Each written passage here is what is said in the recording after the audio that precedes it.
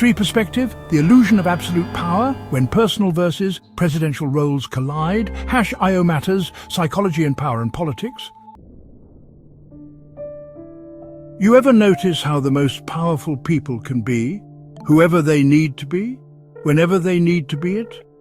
The President of the United States one moment, a private citizen the next, claiming absolute immunity from prosecution, but also demanding privacy for current financial dealings. That's not just a political loophole, it's a psychological tactic, and it's worth breaking down. If you're here to decode how power really works, hit that like button, drop your thoughts in the comments, and subscribe to ioMatterz for weekly episodes that pull back the curtain on leadership, influence, and manipulation. A very recent event caught attention. President Donald Trump, the current occupant of the Oval Office, hosted an exclusive crypto dinner in Loudoun County, Virginia. The guest list? Reportedly the top holders of his personal meme coin, $Trump. When a reporter asked about releasing the attendee list, the response from his team? It's personal time, so no disclosure required. But wait, this same individual, as the sitting president, is concurrently engaged in legal battles, claiming absolute immunity from prosecution for actions taken in his official presidential capacity. So, which is it? Official acts affording him broad protections and immunity as president, or current personal time, free from public scrutiny and disclosure, even when tied to personal financial gain? This isn't a minor inconsistency. When the power of the presidency becomes this flexible, when a leader can pivot between these roles for convenience, it doesn't just confuse, it fundamentally undermines accountability. Especially when we're talking about direct financial gain through unregulated assets like meme coins, where concerns arise about people potentially leveraging these for access and favors from the current President of the United States. So, what's really happening here? This dynamic isn't accidental. It's a textbook example of psychological strategies designed to maintain control and avoid accountability. This is when someone intentionally blurs their roles to escape responsibility. In this context, if it benefits the president to claim broad presidential immunity for past actions, he does. If it benefits him to be a private citizen, allowing him to host exclusive non-disclosed dinners that directly enrich him via his personal meme coin as the current head of state, he does. It's not confusion on his part, it's calculated control. This tactic allows a sitting president to selectively apply rules and reject them based purely on convenience, leaving the public disoriented and unsure where the lines of ethical conduct truly lie.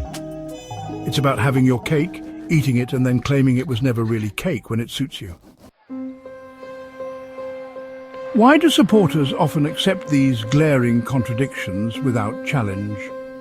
This phenomenon is called motivated reasoning. It's not about critically evaluating evidence, it's about aligning facts to fit pre-existing beliefs and identity. The human brain, in its quest for cognitive consistency, will twist logic, rationalize, or simply ignore inconvenient truths to maintain loyalty to the group or figure it identifies with.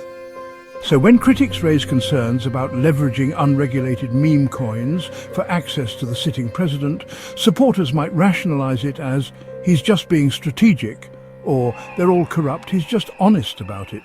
That's not analysis, that's motivated reasoning in action, allowing the contradictory claims to pass unchallenged by those who want to believe.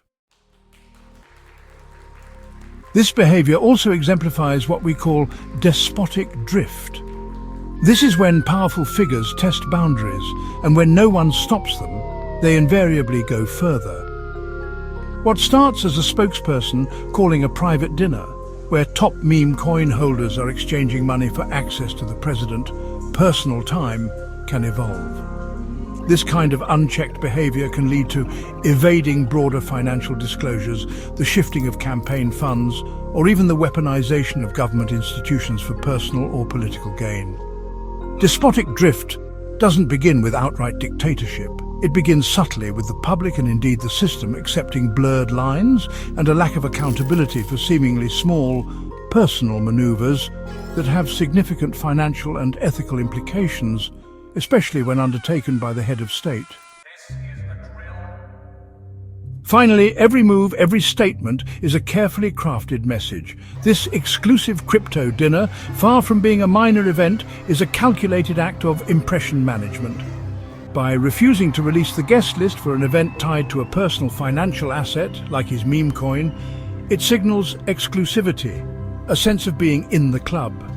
By simultaneously claiming absolute presidential immunity for past acts in unrelated legal battles, it signals dominance and operating above the rules. Both moves, while seemingly separate, reinforce the same powerful illusion. I operate above the rules because I am the rules. This creates an aura of invincibility and exceptionalism, which in turn attracts those seeking proximity to such perceived power. When the lines between personal profit and public service become so deliberately blurred, especially by the President of the United States, the repercussions are profound. This behavior undermines democratic norms. It sets a dangerous precedent that the highest office can be used for personal enrichment outside of traditional channels, and that ethical boundaries are fluid. It teaches future leaders that accountability is optional. If a sitting president can evade transparency by simply relabeling their actions, it sends a clear message that such tactics are permissible and effective. It destroys trust in institutions.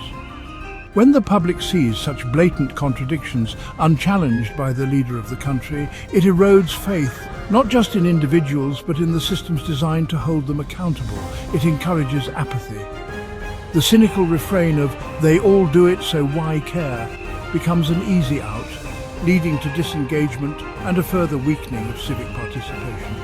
When we normalize power without transparency, especially when that power is being used to leverage unregulated financial instruments for personal gain and access to the President of the United States, we don't just invite corruption, we actively encourage it. When we let legal flexibility become a political strategy to avoid scrutiny, we fundamentally weaken the very foundations of democracy. If you've ever felt like these arguments don't make sense, it's not you. They're not supposed to. They're designed to confuse, deflect, and dominate. But you don't need to fall for it. Psychology can explain what power tries to hide. If this episode helped you understand how the illusion of absolute power is built and sold, do your part. Like this video, subscribe for more, and drop a comment. Should a sitting president's personal time or financial dealings, especially those involving unregulated assets, require mandatory public disclosure when influence is involved? Let's talk about it. Because people shape power, and psychology explains people. This is ioMatterz.